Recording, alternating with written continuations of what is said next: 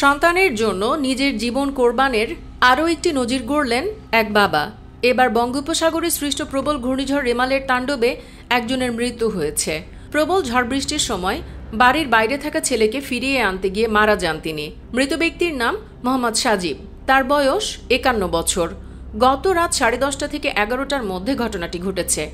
ঘটনাটি যদিও কলকাতার পশ্চিমবঙ্গের, তবে মুসলিম হওয়ায় শোকের মাতম বাংলাদেশিদেরও।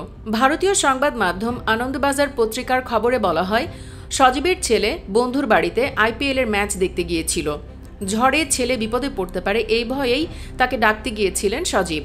তিনি রাস্তায় বেরোতেই প্রবল ঝড় বৃষ্টি শুরু হয়ে যায়। তখন একটি বাড়ির নিচে আশ্রয় নেন সজীব। তখনই বাড়ির কার্নিশ ভেঙে পড়ে তার উপর। পরে স্থানীয়রা তাকে হাসপাতালে নিয়ে গেলেও শেষ রক্ষা হয়নি। চিকিৎসকেরা তাকে মৃত ঘোষণা করেন। এই ঘটনায় শোক প্রকাশ করেছেন কলকাতার মেয়র ফিরহাদ হাকিম। এক বার্তায় তিনি বলেন, কার্নিশ ভেঙে মৃত্যু অত্যন্ত দুঃখজনক ঘটনা। বারবার করে সারাতে বলা সত্ত্বেও সারাচ্ছে না কেউই। আমরা তো আমাদের কাজ করেই চলেছি। রোববার দিবাগত রাতে পশ্চিমবঙ্গে আছড়ে পড়ে ঘূর্ণিঝড় রেমাল। এর জেরে কলকাতায় ঘন্টায় 74 কিলোমিটার বেগে ঝোড়ো বাতাস বয়ে যায়। রেমালের প্রভাবে প্রবল বৃষ্টি হয় কলকাতা, হাওড়া ও হুগলিতে। অনেক জায়গায় পানি জমে গেছে। ভারতীয় গণমাধ্যম বলছে, প্রবল ঝড় বৃষ্টিতে কলকাতা জুড়েই বাড়িঘর ও গাছপালা ভেঙে পড়ে।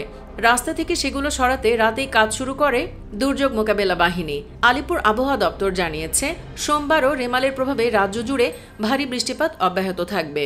কলকাতার পাশাপাশি নদিয়া ও মুর্শিদাবাদে অতি ভারী বৃষ্টিপাত হতে পারে।